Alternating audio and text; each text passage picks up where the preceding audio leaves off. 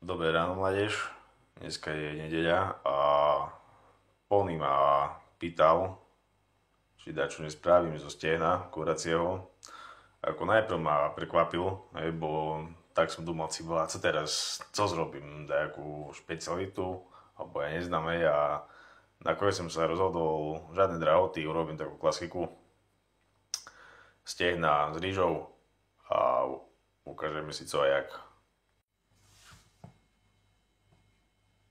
Statív level Amateur 3000 asi funguje. No dobre, poďme na recept. Zrobíme si taký jak pac. Do toho pacu dáme olej. A jaké decko. Papriku. Trošku.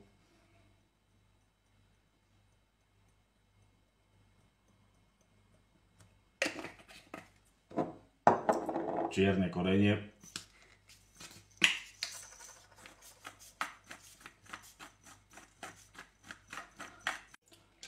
Nejakú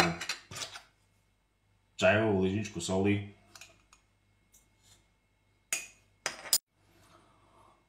Rastu celú.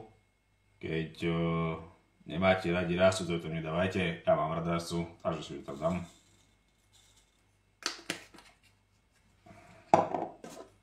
No a čajovú lyžičku horčice.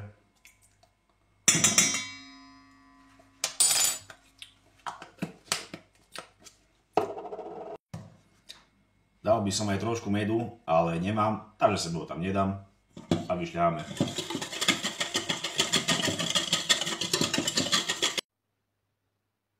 Premýte od chlpov a nečisto dočistené nožky dáme do pacu.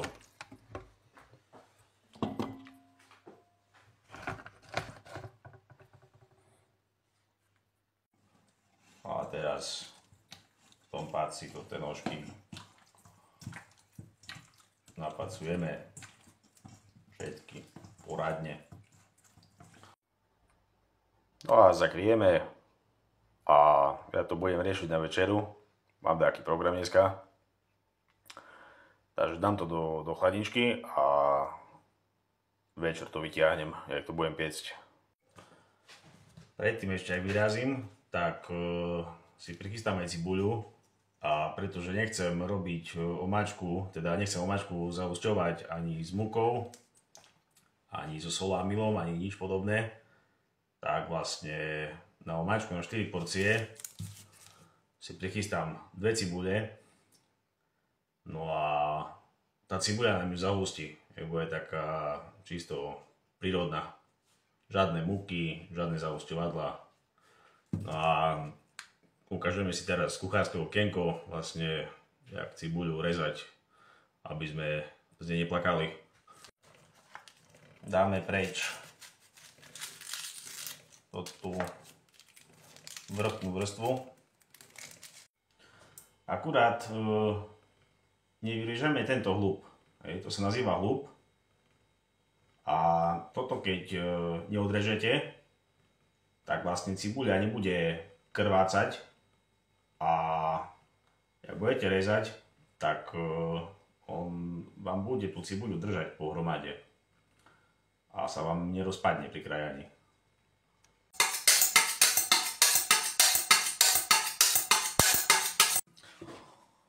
BOZP pod dosku alebo denko, pomítek navlčený alebo ucírku, hop.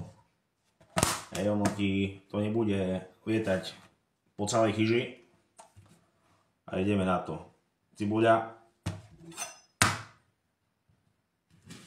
na muťko. Teraz technika, takzvaný medvedí pazur. Palec pod prstami a vlastne tento tuhánok ti vedie smer noža.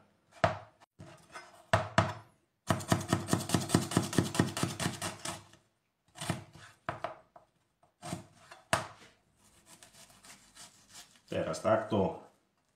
Ešte jeden riadok. A máš na drobno nakrájanú cibuľku okolo hlubu. Hotovo. A keď si všimneš, tak má minimum šťavy na denko. A to je preto, že ten hľub som si nechal. A tým pádom, že tam je ten hľub, tak by ste nemali z cibuli plakať. Ale tá keď je taká poradná štipáca, že to budeš plakať tak či tak. Za 5 minút je 5:45, takže idem pomaly na to. A keďže ideme piecť, a vypeckujem pec na také 200 fukáre a necháme ju nahriať.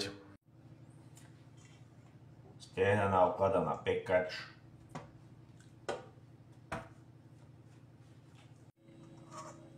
Zbytok pacu pekne zadkom.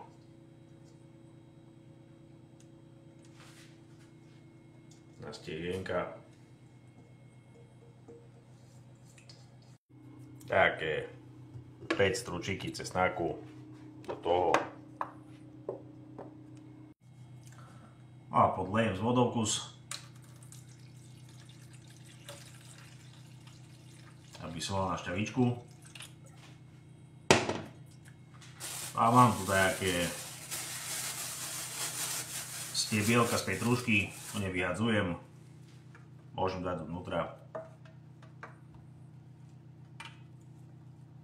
Robiť nejakú chuť. Rúra nahratá a teraz robím to, že vypnem fukáre, no a pôjodnú.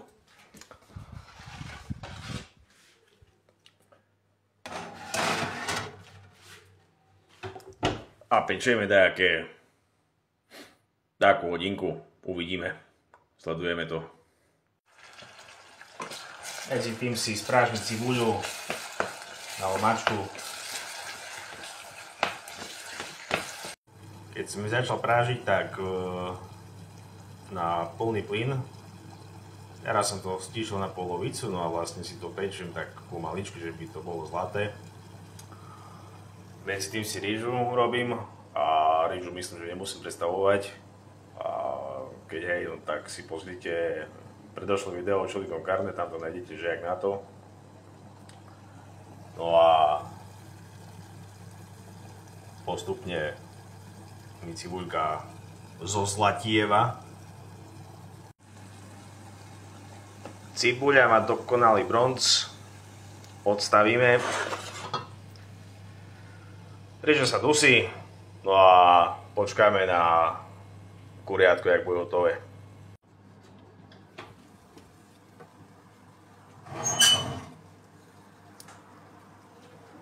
Mäsko pomaly, ale dozaistá odejde zo kosti. Takže teraz zapnem plus fukáre naspäť. Nech to chytí peknú farbu. Ja myslím, že farba výborná, takže vonku.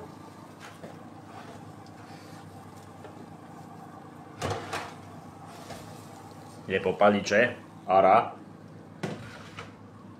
No a tak, jak som hovoril, taká hodinka sa to pieklo. Teraz základ zase zapnem pomaly. Cesnak pečený do omáčky. A šťavičku z nožkoch do základu.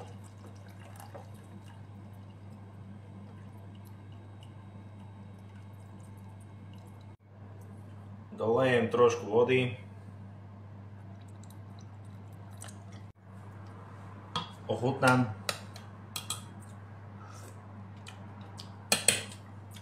Trošku soli.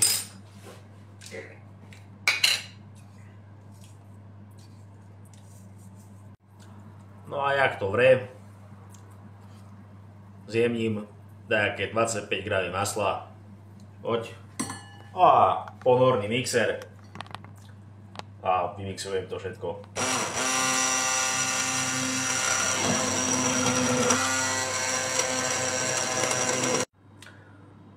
Omáčka nádherná, hustá, krémová a nepoužil som ani múku, ani smotanu, iba cibuľu, vypek zo kuriatka a trošku masla. Zmixované, čistá paráda. No a voilà, hotovo. Polný pre teba a to je také, by som povedal, dietné jedlo skôr pre tých, čo cvičia. A použil som odborne nazvané vrchné stehná, opravte ma v komentároch, keď sa milím. A môžu sa s tým potrápiť aj menšie deti, lebo tam není toľko kosti. No a dobrú chuť prajem, krásnu nedeľu a pekný začiatok do nového týždňa.